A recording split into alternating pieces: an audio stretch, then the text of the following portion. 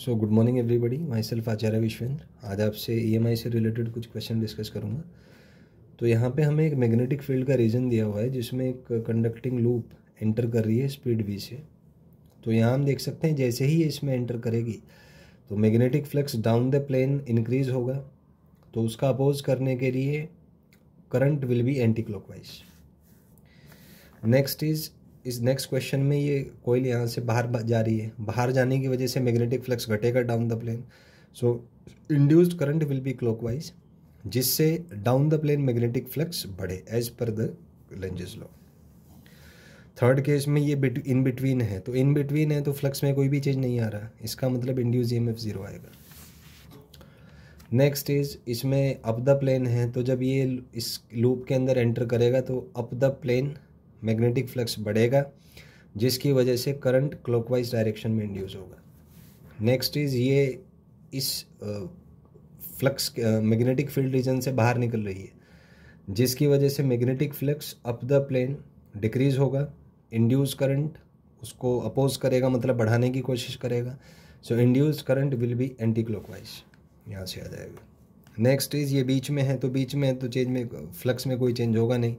जिसकी वजह से इंड्यूस ईएमएफ जीरो होगा। नेक्स्ट एक स्ट्रेट वायर हमें दिया हुआ है और इसके परपेंडिकुलर एक रिंग रखा हुआ है, करंट इंक्रीज कर रहा है, लेकिन हमें पता है कि इस इस करंट कैरिंग वायर की वजह से जो मैग्नेटिक फील्ड है ये टेंजेंशियल होगा रिंग के, तो टेंजेंशियल होगा तो उसके थ्रू फ्लक्स जीरो आएगा, तो ईएमएफ इंड्यूस भी जीरो होगा। नेक्स्ट क्वेश्चन यहाँ पे मैं दिया हुआ करंट आई, तो दो लूप्स हैं, एक ऊपर एक नीचे है, करंट बढ़ रहा है, तो अगर हम देखें यहाँ पे डायरेक्शन ऑफ मैग्नेटिक फील्ड, तो मैग्नेटिक फील्ड का जो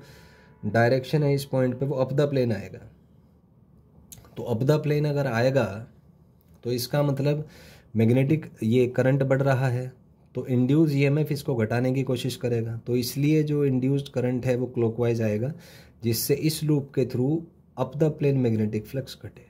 जबकि अगर नीचे वाले लूप पे बात करें तो आप देखें यहाँ पे जो मैग्नेटिक फील्ड है वो डाउन द प्लेन होगा और ये बढ़ रहा है, इसका मतलब मैग्नेटिक इंड्यूस करंट उसको घटाने की कोशिश करेगा, तो मैग्नेटिक फील्ड जो इंड्यूस करंट है वो एंटी क्लॉकवाइज आएगा, जिससे magnetic field up the plane आए, जो कि डाउन द प्लेन जो फील्ड बढ़ा है, जो फ्लक्स बढ़ा है, उसको अपोज करे। नेक्स्ट केस, मान लीजिए यहाँ पे एक वायर ऐसे दिया हुआ है और दो लूप्स हैं, करंट इंक्रीज हो रहा है, तो हम देखें कि इस वायर की वजह से यहाँ पे जो मैग्नेटिक फील्ड है वो डाउन द प्लेन आएगा, और ये अगर बढ़ रहा है तो down the plane magnetic flux बढ़ेगा, तो उसका अपोज करने के लिए induce current should be anti clockwise. जबकि नीचे वाले लूप में अगर देखें तो इस वायर की वजह से यहाँ पे जो मैग्नेटिक फ्लक्स है वो एंटी क्लॉकवाइज मतलब अप द प्लेन होगा, और ये बढ़ रहा है,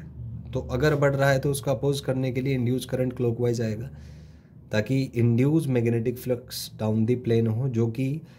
अप द प्लेन फ्लक्स का अपोज करे। नेक्स्ट यहाँ पे एक वायर आपको दिया हुआ है और ये प्लेन के परपेंडिकुलर मूव कर रहा है, तो प्लेन के परपेंडिकुलर मूव करने से फ्लक्स में चेंज जीरो होगा, तो ईएमएफ भी जीरो होगा। इसके बाद एक वायर दिया हुआ है AB, जिसका रेडियस R है, ये इस तरीके से मूव कर रहा है, तो यहाँ पे हम इसको एक कंडक्टिंग वायर से रिप्लेस कर सकते हैं जिसकी लेंथ 2R है, तो E यहाँ पे BV इंटू 2R आ जाएगा। 12th में मान लीजिए ऐसे एक वायर दिया हुआ है और इसमें आपको इंड्यूस ईएमएफ निकालना है, तो यहाँ पे आप देखें इनका जो नेट लेंथ है वो AC के अलोंग होगा, और AC और वेलोसिटी पैरेलल हैं, तो E का जो फंडा है वो होता है V cross B dot L। तो अगर V और L पैरेलल हैं तो V cross B dot L zero आएगा। तो ये कुछ क्वेश्चंस थे जो हमने डिस्कस किए। Thank you.